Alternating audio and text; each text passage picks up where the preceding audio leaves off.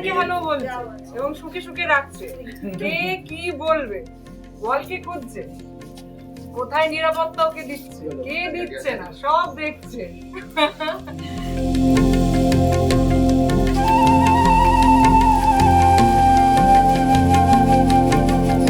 আমাদের কি করণীয়, অর্থাৎ হঠাৎ করে ডগ বাইট হলে কি করতে হবে, কোথায় যেতে হবে, কোথায় গেলে ভ্যাকসিন পাওয়া যায়, কোথায় গেলে কম পয়সায় পাওয়া যায়, কেন it comes with a hefty price tag, সেইগুলো আমরা বলতে থাকবো। আচ্ছা, বিভিন্ন ধরনের কুকুর সংক্রান্ত যেসব ডাক্তার রয়েছেন তারা তাদের মতামত জানাতে থাকবেন, অর্থাৎ এই ইনফরমেশন আমরা দেবো, এটা আমাদের একটা সেগমেন্ট থাকবে। কোথায় আমরা কোন ধরনের ক্যাম্প করছি যেখানে বিনা পয়সায় স্টেরিলাইজ করা যাবে, ডিওয়ার্মিং করা যাবে, এইটা যেমন থাকবে। যারা কুকুর ভালোবাসছেন তাদের প্রত্যেকটা এলাকায় নির্দিষ্ট যদি একটা জায়গা করে দেওয়া যায়, তাহলে রাস্তায় সাধারণ মানুষ যারা কুকুরকে ভয় পায় সেরকম ভাবে ভালোবাসতে পারেন না। তার অনেকটা কারণও আছে, কারণ আমি নিজেই বলছি, আপনি যদি রাত্রে কোনো কারণে বেপাড়ায় যান এবং সেটা যদি দু চাকায় যান, স্কুটার অথবা বাইক, তাহলে সেই পাড়ার কুকুরেরা তো আপনাকে তারা করে, এটা তো ঘটনা। এই ধরনের এক্সপিরিয়েন্স হননি, মানে এরকম ধরনের হয়নি, কারণ সেরকম লোক খুঁজে পাবো না, সেটা তো একটা আতঙ্ক।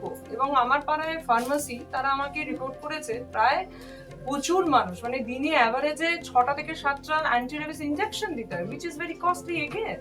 এদেরকে অ্যান্টি র্যাবিস দিতে হবে, আঁচড়ালে কামড়ালে কিন্তু ইনজেকশন দিতে হবে সেটা, এবং এদের ডিসটেম্পার এবং আরো এই ধরনের নানা ভাইরাস র্যাবিসের সঙ্গে সঙ্গে আরেকটা পারবো, এইগুলো কিন্তু এদের করাতে হবে। নির্বীজকরণ, স্যানিটাইজেশন, ডিওয়ার্মিং, এগুলি না করে শুধু ভালোবাসা হবে।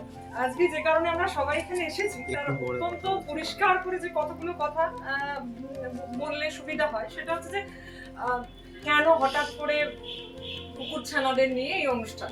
আমাদের অনুষ্ঠানের নাম কুকুর ছানা, এবং আজকের দিনে দাঁড়িয়ে যদি একটু সার্ভে করেন বা যে সমীক্ষা উঠে আসে, তাতে কলকাতায় শুধু কুকুর ছানার সংখ্যা, মানে পথ কুকুরের সংখ্যা 84,000, 84,000 সংখ্যা এখানে ম্যাটার করে। এবং পরবর্তীকালে দেখেছি শুধু কলকাতার রাস্তার কুকুর ছানা না, যারা বাড়িতে পোষ্য পেট ডগ, সেই সংখ্যাও কিন্তু অনেকটা বেড়েছে। আর করোনা লকডাউনের পর, অর্থাৎ 2020-21, তারপর তো সংখ্যাটা অনেকটা বেড়েছে, মানে কয়েক গুণ। সুতরাং আজকের দিনে তাকে শুধু কলকাতা শহরে পথ কুকুর ছানা, রাস্তার কুকুর এবং পোষ্য, অর্থাৎ যারা বাড়িতে যে কুকুরেরা রয়েছে, তাদের সংখ্যাটা বেশ অনেক। অর্থাৎ কি করলে কো এক্সিস্টেন্স রাখা যায়, একসঙ্গে দুজনকে নিয়েই চলা যায়। কারা দুজন? যারা কুকুর বেড়াল নিয়ে আছেন আর যারা বিরক্ত হচ্ছেন, এই দুই পক্ষ তাদেরকে কি করে একটা ফোরামে নিয়ে আসা যায়, আলোচনা, গঠনমূলক সমালোচনা এবং নানা রকম ইনফরমেশন, সচেতনতা এবং একই সঙ্গে কিছুটা এন্টারটেনমেন্ট, এটা নিয়েই আমাদের শো প্রোগ্রাম থাকবে। আমরা শুরু করেছি কয়েকজন মিলে, যারা আমরা এখানে রয়েছি।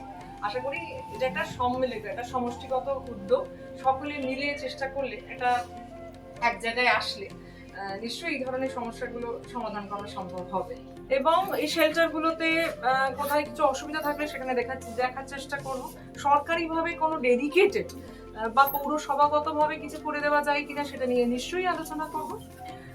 এবং একটা এন্টারটেনমেন্টের একটা সেগমেন্ট, যেখানে সেলিব্রিটি, অথবা এরকমও তো হয়, আমি এরকমও প্রচুর মানুষকে দেখেছি, তারা সেলিব্রিটি না, তারা ইকোনমিক্যালি সাউন্ড না, গরিব মানুষ, দিন আনেন দিন খান, কিন্তু সেই খাবার থেকে কিছুটা খাবার কুকুরকে খাওয়া, আমি এরকম প্রচুর মানুষকে দেখেছি, তাদেরও আমি দেখাবো, তারাও কিন্তু করছে। সুতরাং কতটা তারা মানবিক, সব মিলিয়ে আমাদের পর্বে, প্রত্যেকটা পর্ব বৃহস্পতিবার, এখন অব্দি বোধহয় শুক্রবার ঠিক করা হয়েছে। আমাদের সময় এবং ডিউরেশন গুলো জানিয়ে দেওয়া হবে।